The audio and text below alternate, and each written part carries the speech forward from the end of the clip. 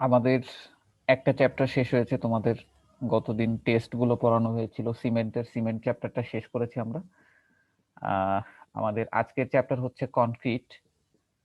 তোমাদের এখানে কিন্তু কনফিউজ হওয়ার কিছু নাই, তোমরা দেখবা যে 12 নাম্বার লেকচার বলে কিছু নাই, 13 নাম্বার দেওয়া হয়েছে। কারণ হচ্ছে তোমাদের গতদিন বলেছিলাম যে 12 নাম্বারটা কুইজে চলে যাবে। তো 12 নাম্বার লেকচারটা কুইজে চলে গেছে, যদিও সেটা 11 হওয়ার কথা ছিল, কিন্তু অন্য সেকশনের সাথে মিল রাখার জন্য 13 নাম্বারই করা হয়েছে আর কি। মানে 12 নাম্বারটাকে কুইজের আন্ডারে দেওয়া হয়েছে।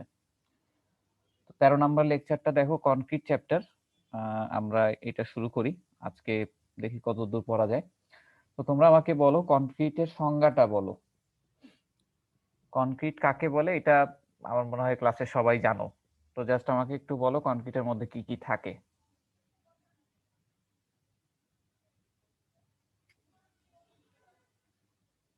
কনক্রিটের মধ্যে কি কি থাকে এটা বললে হবে আপাতত।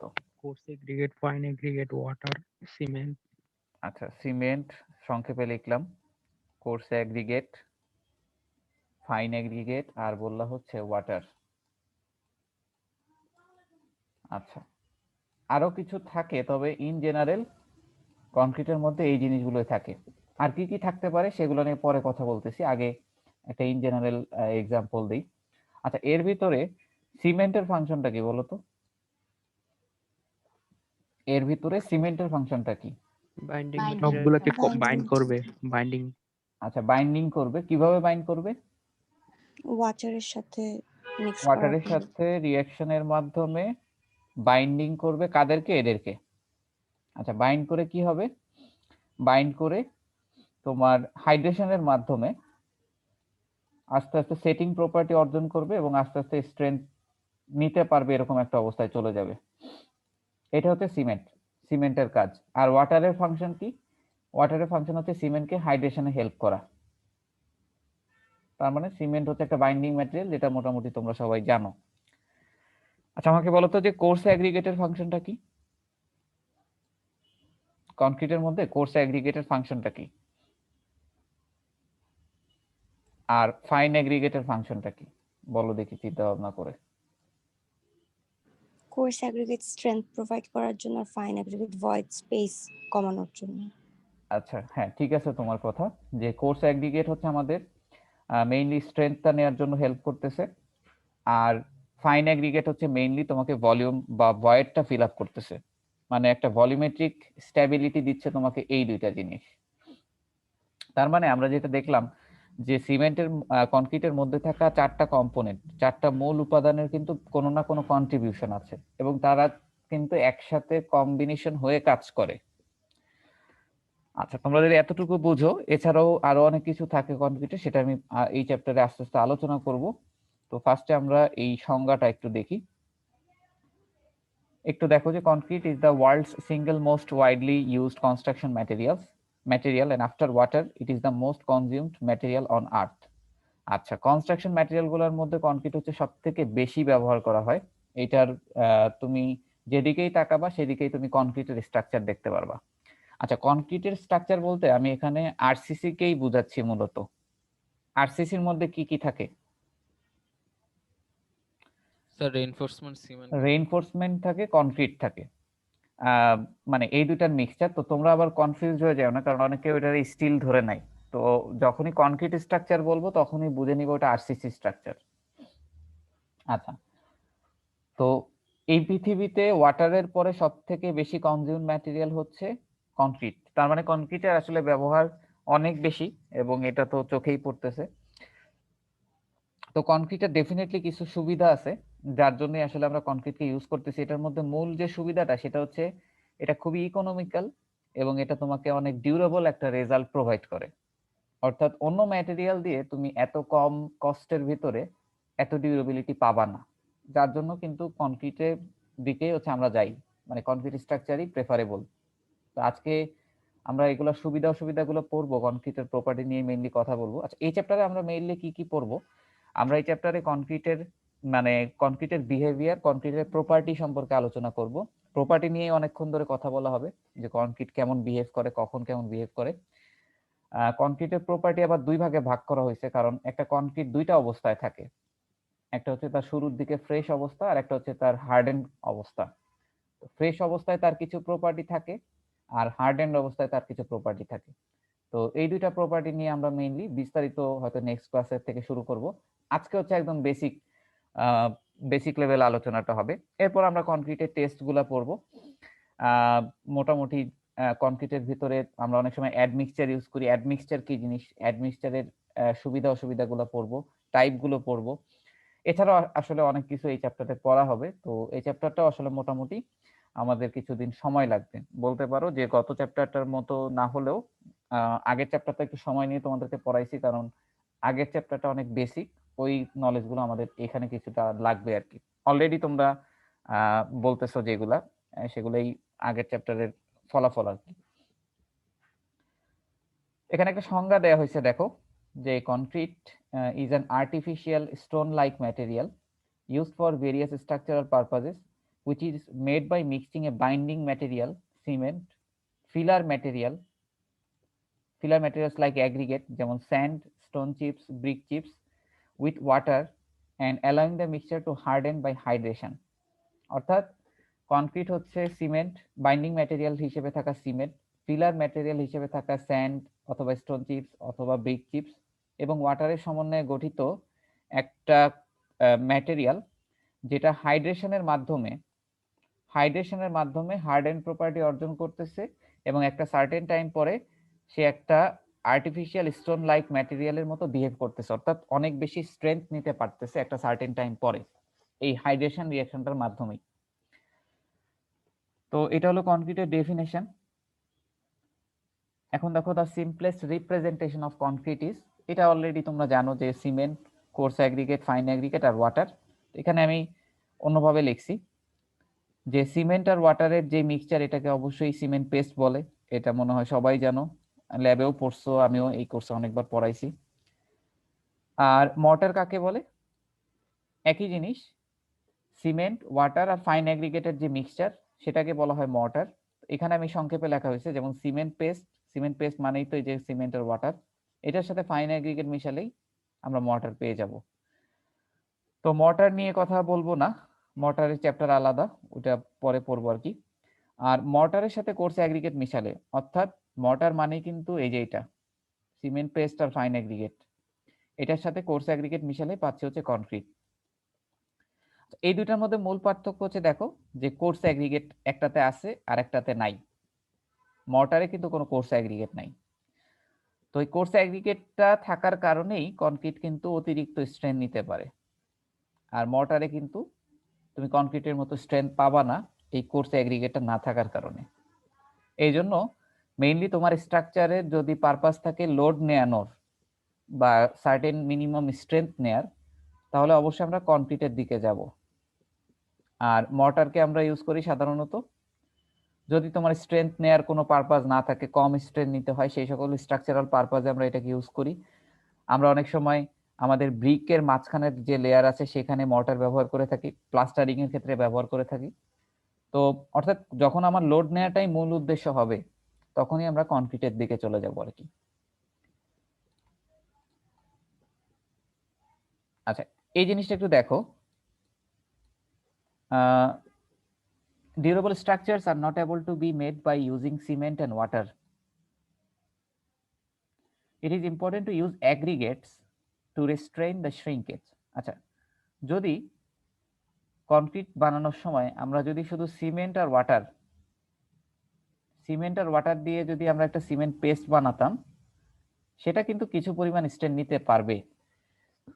তো অ্যাগ্রিগেটটা যদি আমরা অ্যাড না করি, তাহলে কি হবে, তুমি যদি শুধু সিমেন্ট আর ওয়াটার দিয়ে সিমেন্ট পেস্ট বানাও, সেটা যখন শক্ত হবে, হার্ডেনিং হওয়ার সময় এটার উপরে শ্রিঙ্কেজ ক্র্যাকিং হওয়ার পসিবিলিটি অনেক বেশি থাকে। শ্রিঙ্কেজ ক্র্যাকিং কি? শ্রিঙ্কেজ ক্র্যাকিং হচ্ছে তোমার কনক্রিটটা যখন, এটাও আমি তোমাদেরকে পড়াবো নেক্সট ক্লাসে অথবা তার পরের ক্লাসে, আমরা শ্রিঙ্কেজটা যখন আলাদা করে পড়বো। তোমার কনক্রিট যখন হার্ডেন হওয়া শুরু করে, তখন কনক্রিট একটা শ্রিঙ্ক করে। তো এই শ্রিঙ্ক করার সময় তুমি যদি শুধু সিমেন্ট পেস্ট দিয়ে বানাতে আর কি তোমার স্ট্রাকচারগুলো, তাহলে দেখা যেত শ্রিঙ্কেজ ক্র্যাকিংটা অনেক বেশি হতো। কিন্তু যেহেতু অ্যাগ্রিগেট অ্যাড করতেছি আমরা, এই অ্যাগ্রিগেট গুলো এই শ্রিঙ্কেজ ক্র্যাকিংকে দূর করে। মানে দেখো যে মানে তোমার শ্রিঙ্কেজ ক্র্যাকিংটাকে যত দূর প্রিভেন্ট করা সম্ভব এই অ্যাগ্রিগেট গুলোই মূলত প্রিভেন্ট করতেছে। তুমি যদি শুধু সিমেন্ট পেস্ট দিয়ে বানাতা এখানে ক্র্যাকিং অনেক বেশি হওয়ার চান্স থাকতো। তো এই জন্য অ্যাগ্রিগেটের আরেকটা ফাংশন হচ্ছে এরকম শ্রিঙ্কেজ থেকে তোমাকে মোটামুটি রক্ষা করে। আচ্ছা এখন আসো যে এখানে দেখবা কনক্রিটকে বলা হয় একটা কম্পোজিট ম্যাটেরিয়াল। তো কেন কম্পোজিট ম্যাটেরিয়াল বলা হয় সেটার একটা ব্যাখ্যা আছে। ফার্স্টে তোমাকে কম্পোজিট ম্যাটেরিয়াল কাকে বলে সেটা একটু জানতে হবে।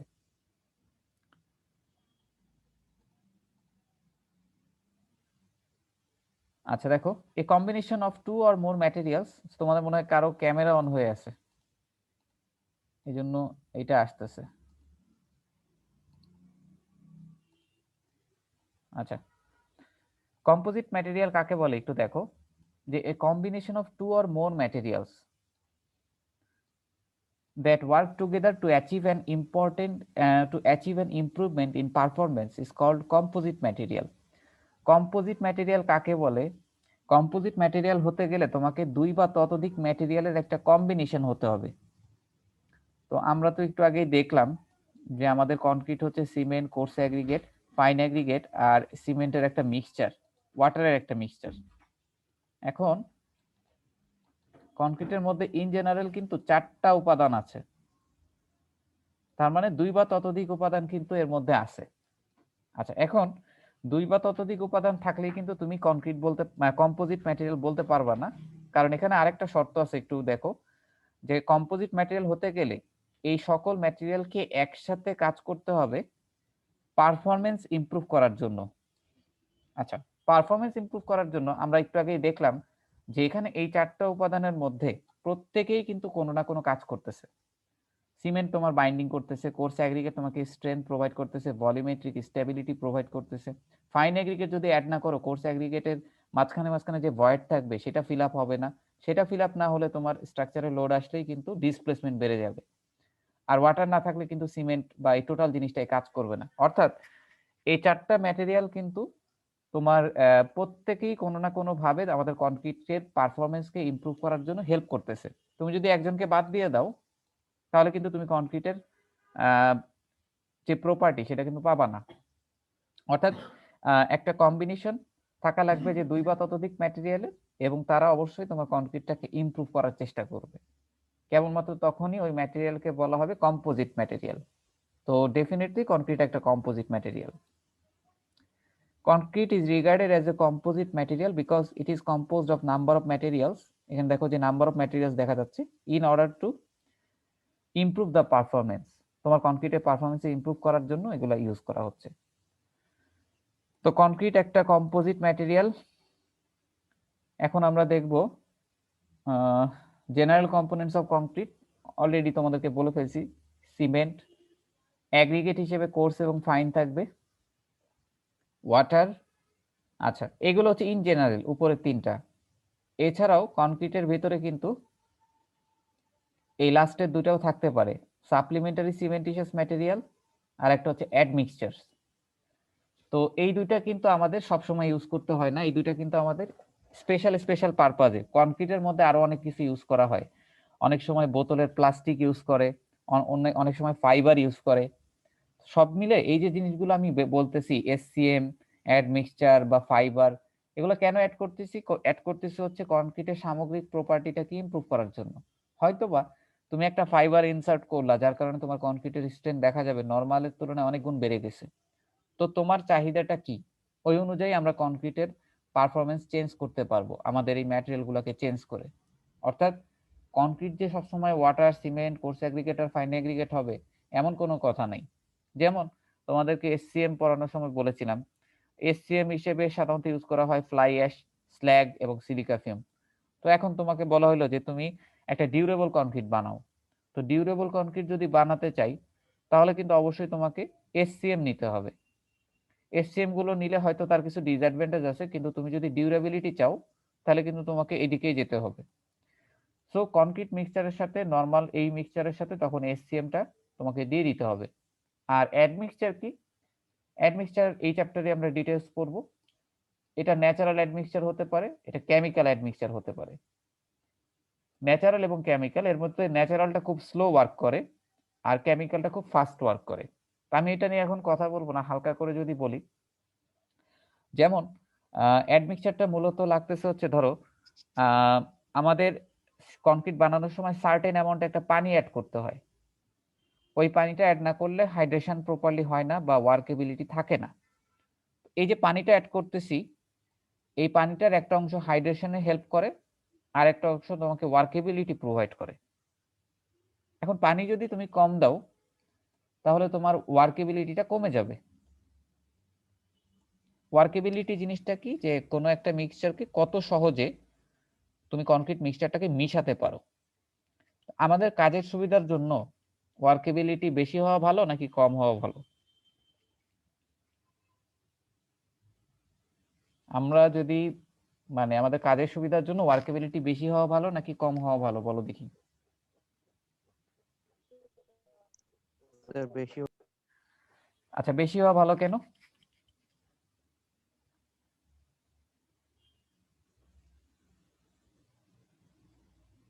ওয়ার্কেবিলিটিটা বেশি হওয়া ভালো একজন বললা, কিন্তু বেশি হইলে আমার লাভটা কি?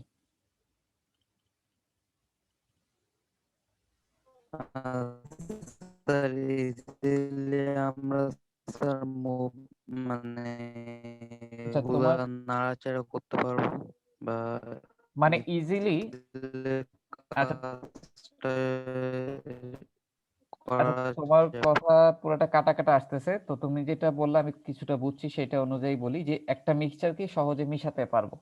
আমরা যদি কোনো একটা মিক্সচারকে সহজে মিশাতে পারি, ওটাই কিন্তু আমরা কিন্তু চাই যে আমাদের যে লেবাররা থাকবে তারা যেন সহজে মিশাতে পারে। কারণ জিনিসটা যদি ড্রাই থাকে তাহলে কিন্তু তুমি প্রপারলি মিশাতে পারবা না। তারপরে আমরা প্লেস করার পর যখন কম্প্যাকশন করব, জিনিসটার ওয়ার্কেবিলিটি যদি বেশি হয়, অল্প কম্প্যাকশনে কাজ হয়ে যাবে। তো আমরা ওয়ার্কেবিলিটিটা সাধারণত বেশি চাই। সার্ফেস এরিয়া কভার করবে না যদি আমার ওয়ার্কেবিলিটি বেশি থাকে? আহ হ্যাঁ, ওইটা একটা রিজন যে তোমার বেশি এরিয়া কভার করবে। তুমি যখন প্লেসমেন্ট করবা তোমার ফ্লুইডিটি বেশি থাকার কারণে বেশি কভার করবে। হ্যাঁ, ওইটা একটা রিজন হতে পারে। তবে ওয়ার্কেবিলিটি বেশি হলে সবথেকে বড় অসুবিধা যেটা, তোমার যদি প্রয়োজনের তুলনায় বেশি পানি অ্যাড করে ফেলো ওয়ার্কেবিলিটি বাড়াতে যেয়ে, তাহলে স্ট্রেংথ কিন্তু ফল ডাউন করবে। কারণ ওয়াটার যত বাড়াবা স্ট্রেংথ কিন্তু তত কমবে। তো ধরো এখন তোমাকে বলা হইলো যে তোমার কনক্রিটে ওয়ার্কেবিলিটি দরকার খুব বেশি, আবার স্ট্রেংথ দরকার খুব বেশি। এই দুইটা জিনিস তো কন্ট্রাডিক্টরি। যেমন তুমি ওয়ার্কেবিলিটি বেশি চাচ্ছ, তোমাকে কি করতে হবে? পানি বাড়াইতে হবে, আর পানি বাড়াইলে স্ট্রেংথ কমে যাবে। কিন্তু তোমাকে বলা হলো যে না, তোমার ওয়ার্কেবিলিটিও থাকবে অনেক বেশি, স্ট্রেংথও থাকবে অনেক বেশি। তাহলে কি করতে হবে? পানি কম দিতে হবে। কিন্তু পানি কম দিলে তো স্ট্রেংথ বেশি থাকবে কিন্তু ওয়ার্কেবিলিটিও আবার কমে যাবে। এই ধরনের একটা কেস যখন আসবে, তখন তুমি অ্যাডমিক্সচার অ্যাড করলে, অ্যাডমিক্সচারের অনেক টাইপ আছে। যেমন অ্যাডমিক্সচার, ধরো কিছু অ্যাডমিক্সচার সেটিং টাইমকে ডিলে করে, কিছু অ্যাডমিক্সচার সেটিং টাইমকে আর্লি করে দেয়, কিছু অ্যাডমিক্সচার তোমার স্ট্রেংথ বাড়াই দিবে, কিছু অ্যাডমিক্সচার স্ট্রেংথ কমাই দিবে। কমায় না, আসলে সাধারণত সবসময় বাড়ায়, স্ট্রেংথের ক্ষেত্রে সবসময় বাড়ে। কিন্তু ইনিশিয়াল সেটিং টাইম বা ফাইনাল সেটিং টাইম এটা কখনো আপ ডাউন করে আর কি, কখনো ডিলে করে, কখনো ফাস্ট করে। এগুলোর বিভিন্ন টাইপ আছে, যেমন বিভিন্ন রোগের বিভিন্ন ওষুধ আছে, অ্যাডমিক্সচারেরও বিভিন্ন টাইপ আছে। এখন এই যে যেটা বললাম যে ওয়ার্কেবিলিটি বেশি চাচ্ছ, স্ট্রেংথও বেশি চাচ্ছ, তাহলে তোমাকে কম পানি দিতে হবে স্ট্রেংথ বেশি পেতে গেলে। কিন্তু কম পানি দিলে ওয়ার্কেবিলিটি আবার কমে যাবে। এই যে যখন এই ধরনের সমস্যায় পড়বা, তখন যদি তুমি কিছু পরিমাণ অ্যাডমিক্সচার অ্যাড করো, কিছু ডোজ অ্যাডমিক্সচার অ্যাড করে দাও, তাহলে দেখা যাবে যে কম পানিতেই তুমি বেটার ওয়ার্কেবিলিটি পাচ্ছ, বেটার স্ট্রেংথ পাচ্ছ। যখন তোমার রিকোয়ারমেন্ট এরকম হবে যে আমি পানি কম দিব কিন্তু স্ট্রেংথও বেশি চাচ্ছি, আবার ওয়ার্কেবিলিটি বেশি চাচ্ছি, তখন তোমাকে ওই টাইপের স্পেশাল টাইপের অ্যাডমিক্সচার ব্যবহার করতে হবে। এই মিক্সচারের সাথে অ্যাডমিক্সচারটা মিলাই দিতে হবে।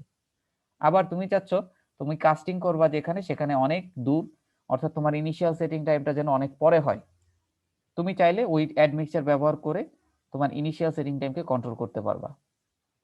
তো এই ধরনের পারপাজে কিন্তু আমরা অ্যাডমিক্সচার ব্যবহার করে থাকি, যেটার টাইপগুলো বা যেটা সুবিধা অসুবিধাগুলো নিয়ে নেক্সট মানে অনেক পরের ক্লাস, এটা হয়তো মানে কনক্রিটের 3 নাম্বার বা 4 নাম্বার ক্লাস, এটা আলোচনা করব। এটা আসলে কোন লেকচারে দিব আমি বুঝতেছি না, তোমাদের মোটামুটি গুছানো হচ্ছে স্লাইডটা, তো পাবা, এটা এই চ্যাপ্টারেই পাবা।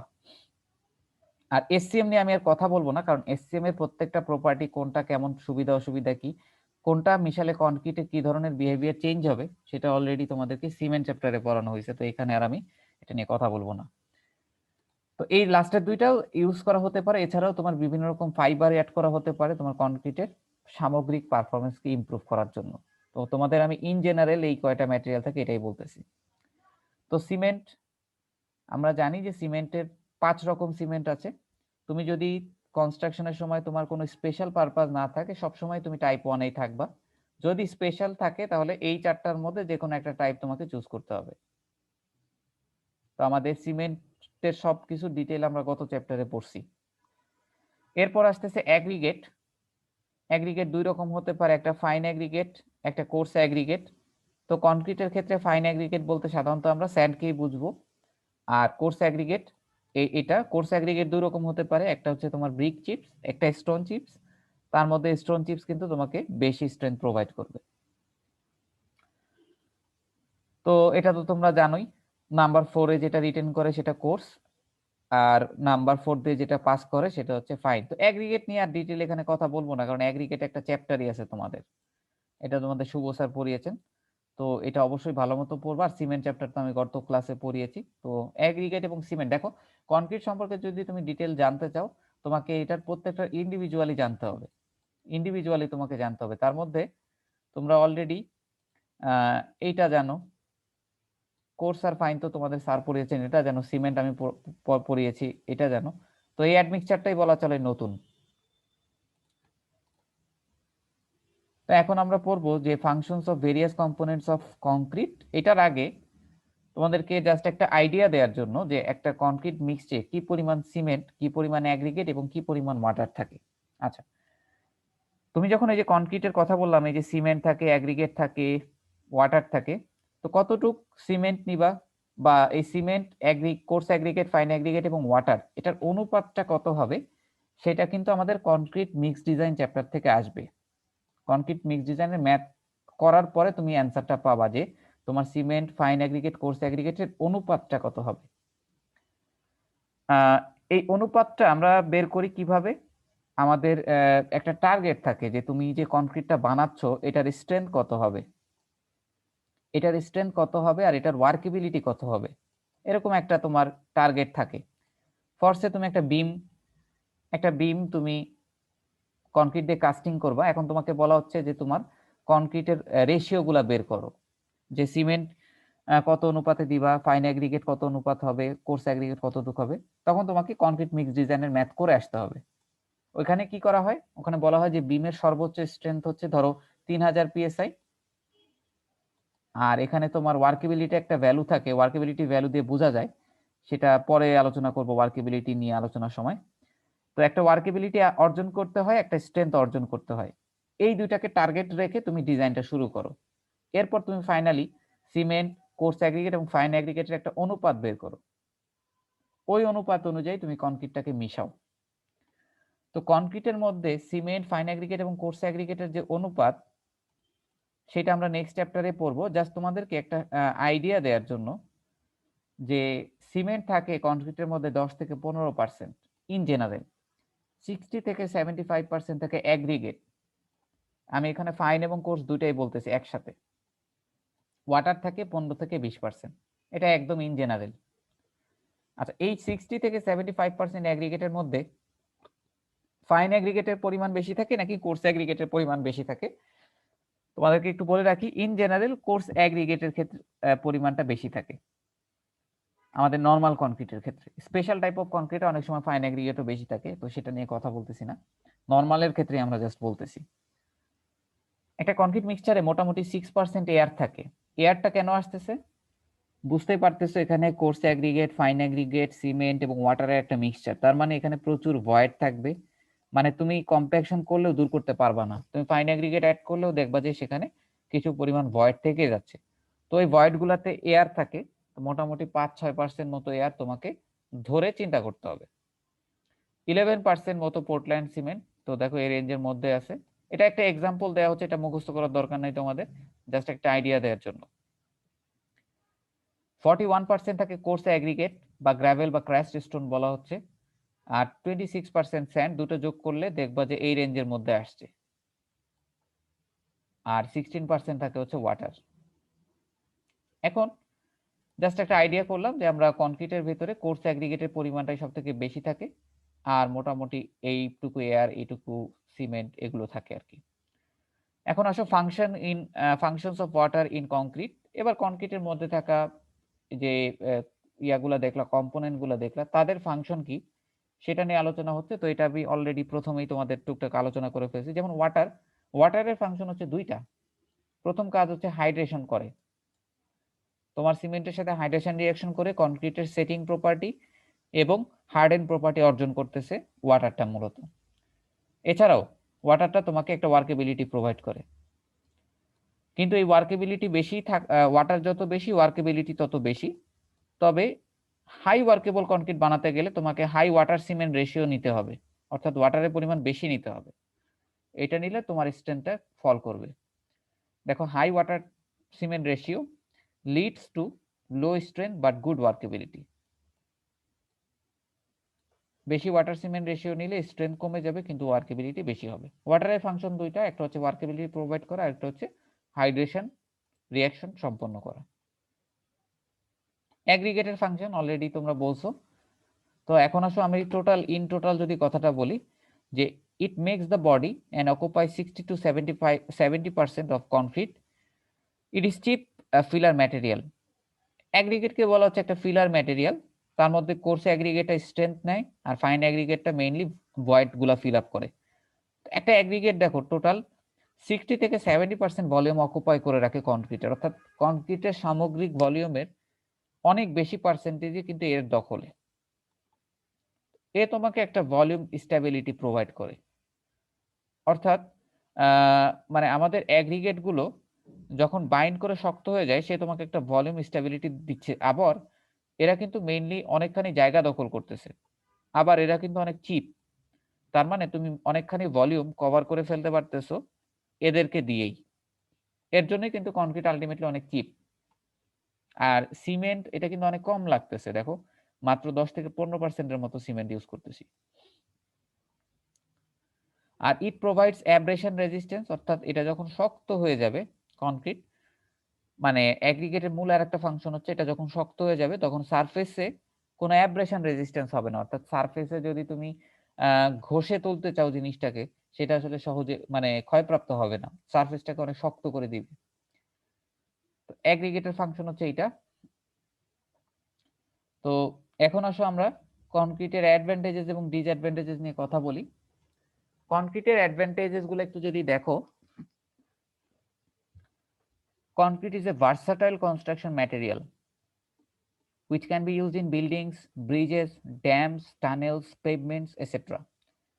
তো কনক্রিটের এটাকে বলা হয় বহুমুখী কনস্ট্রাকশন ম্যাটেরিয়াল। তুমি বিল্ডিং বলো, ব্রিজ বলো, ড্যাম বলো, টানেল বলো, পেভমেন্ট বলো, যে কোনো ধরনের স্ট্রাকচারে তুমি কনক্রিট দিয়ে বানাতে পারবে এবং কনক্রিটে শেপ যেটা দিবা কনক্রিট সেই শেপই ধারণ করতে পারবে।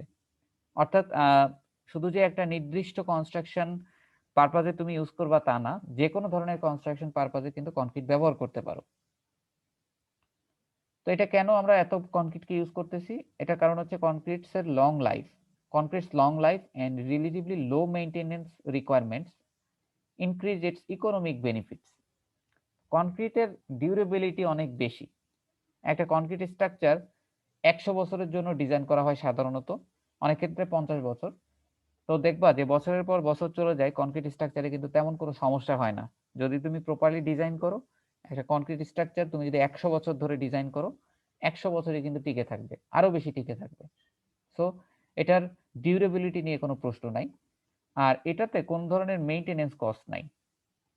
মেইনটেনেন্স কস্ট বলা হচ্ছে, তোমাদেরকে যদি স্টিল স্ট্রাকচারের কথা বলি, শুধুমাত্র স্টিলের স্ট্রাকচার যদি তুমি দিয়ে কোনো কিছু বানাও, তাহলে সমস্যা যেটা, যে স্টিল স্ট্রাকচারকে একটা নির্দিষ্ট বছর পর পর মেইনটেনেন্স করতে হয়।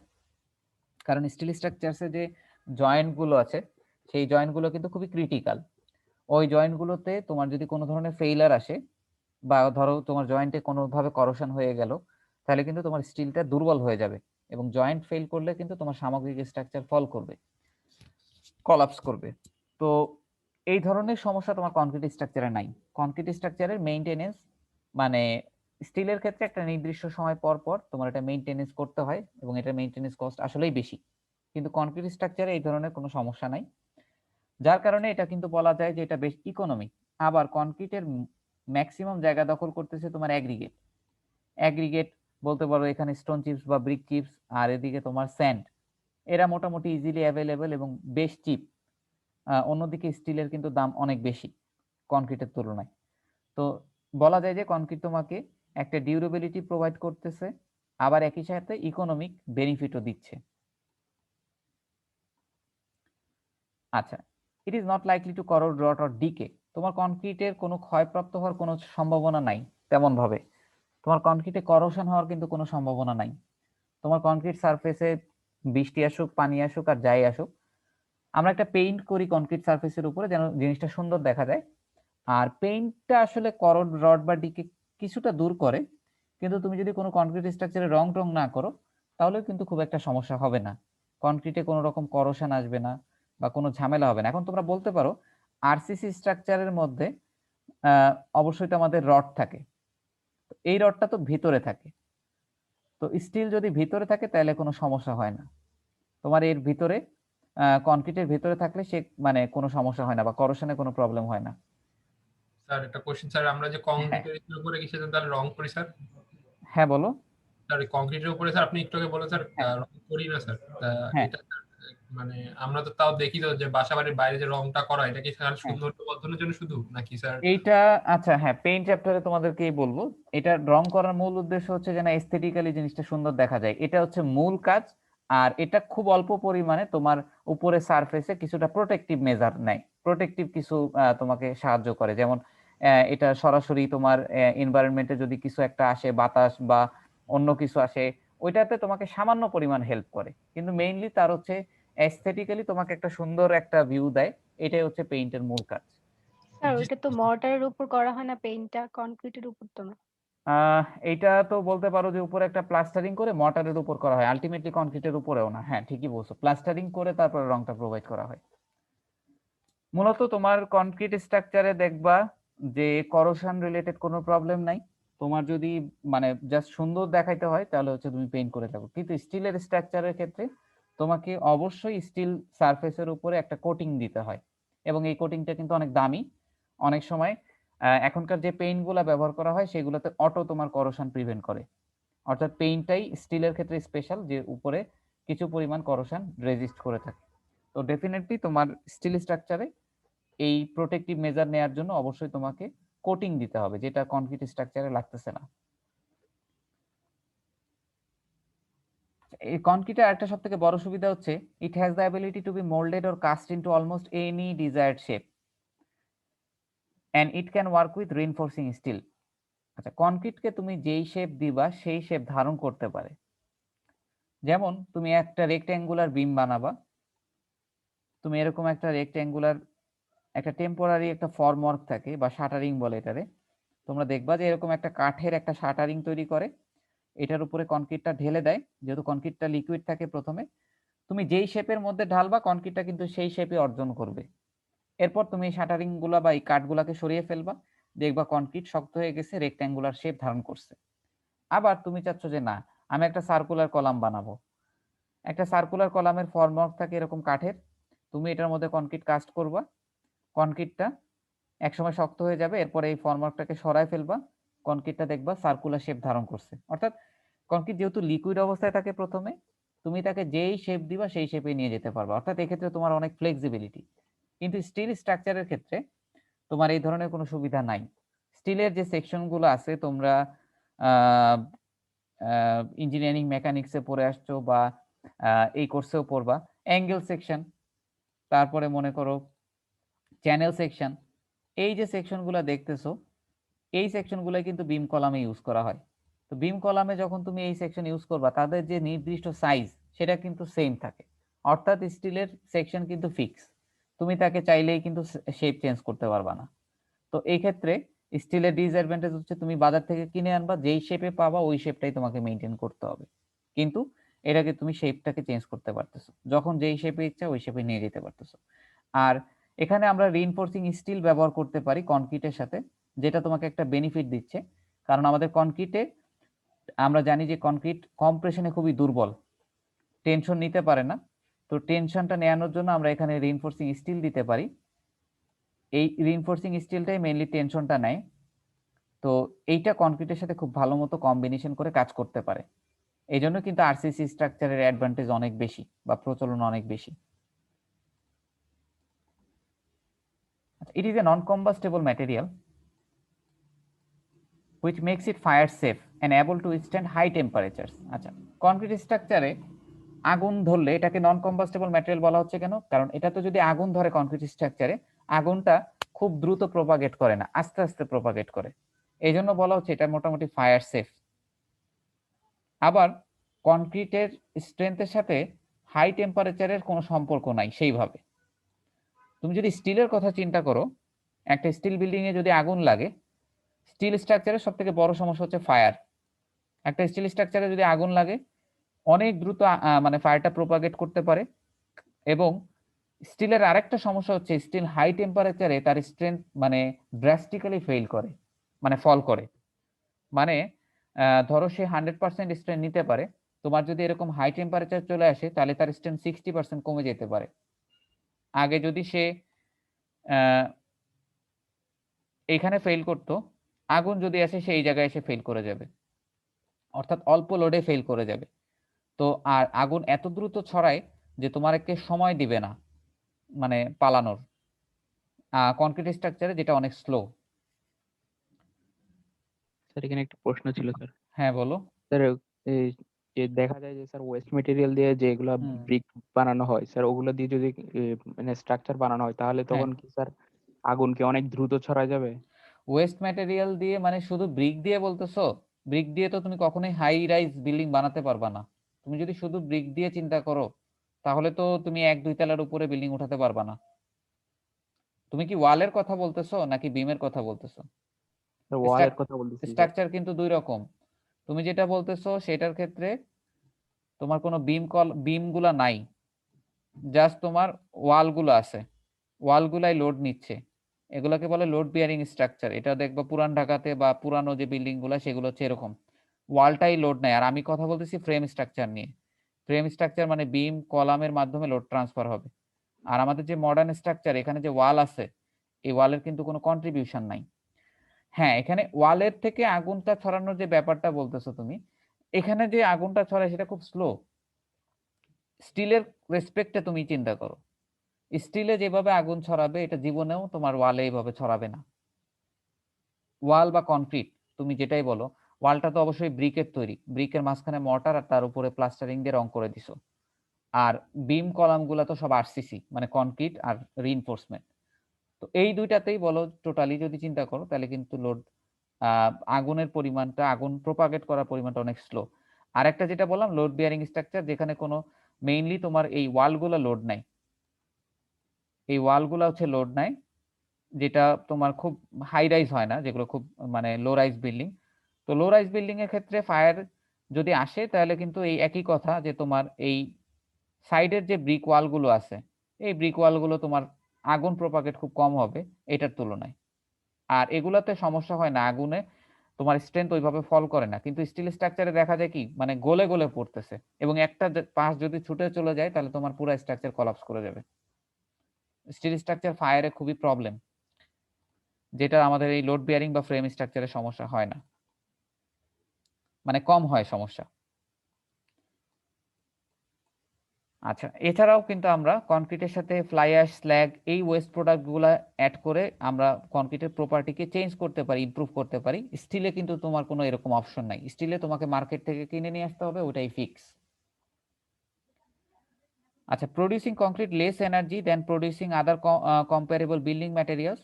কনক্রিট উৎপাদন করতে তোমার এনার্জির পরিমাণ কম কনজিউম করতে হয়, বাট অন্যান্য বিল্ডিং ম্যাটেরিয়ালগুলো যেমন স্টিল ম্যানুফ্যাকচারিং বলো, অ্যালুমিনিয়াম ম্যানুফ্যাকচারিং বলো, এগুলোতে তোমার এনার্জির পরিমাণটা বেশি, যেটা কম কনক্রিটে মোটামুটি কম, অন্য বিল্ডিং ম্যাটেরিয়ালের পার্সপেক্টিভে যদি বলো আর কি। এই হচ্ছে অ্যাডভান্টেজ, কনক্রিটের অ্যাডভান্টেজ লিখে শেষ করা যাবে না, মোটামুটি মূল অ্যাডভান্টেজ হচ্ছে তোমাদের এগুলা। তো এগুলো একটু দেখে নিও। আর এখন ডিসঅ্যাডভান্টেজটা একটু দেখো। কনক্রিটের ডিসঅ্যাডভান্টেজ কি? মূল ডিসঅ্যাডভান্টেজ হচ্ছে এটা টেনসাইল স্ট্রেন্থ। এটার কম্প্রেসিভ স্ট্রেন্থ অনেক বেশি, কিন্তু এটা টেনসাইল স্ট্রেন্থ অনেক কম। কম্প্রেসিভ স্ট্রেন্থের 10 ভাগের 1 ভাগ হচ্ছে টেনসাইল স্ট্রেন্থ। অর্থাৎ তুমি তাকে যদি টান দাও সে অল্পতে ফেল করে যাবে, কিন্তু তুমি তাকে যদি কম্প্রেশন দাও সে অনেক কম্প্রেশন নিতে পারবে। এবং এই অতিরিক্ত টেনশন কম বলেই, টেনসাইল স্ট্রেন্থ কম বলেই কিন্তু আমরা রিইনফোর্সমেন্ট দিচ্ছি আমাদের স্ট্রাকচারগুলোতে। এই রিইনফোর্সমেন্টটা মূলত টেনশনটা নিচ্ছে। তো তোমাকে যদি কোশ্চেন করে কেন রিইনফোর্সমেন্ট অ্যাড করা হয়, এই কনক্রিটের টেনসাইল স্ট্রেন্থ কম বলে আরসিসি স্ট্রাকচারে আমরা রিইনফোর্সমেন্ট অ্যাড করতেছি যাতে আমাদের স্ট্রাকচারটা টেনশনে দুর্বল না হয়ে যায়। কনক্রিটটা কম্প্রেশন নাই আর রিইনফোর্সমেন্টটা টেনশন নাই। It has low ductility. Ductility মানে কি বলো দেখি? ডাক্টিলিটি কাকে বলে? ব্রিটল হবে না যখন আচ্ছা, কনক্রিটের load ফেইলার। দেওয়া হবে। আচ্ছা, ব্রিটেলের বিপরীত প্রপার্টি হচ্ছে ডাক্টিলিটি। ডাক্টিলিটি মানে হচ্ছে ম্যাটেরিয়ালটা ফেল করার আগে অনেক বেশি ডিফরমেশন হবে। যেমন চুইনগাম, তুমি যদি চুইনগামকে টানতে থাকো সে লম্বা হতে থাকবে। অর্থাৎ সে যখন ফেল করবে, ছিঁড়বে, তখন অনেকখানি লম্বা হয়ে কিন্তু মানে ফেল করবে।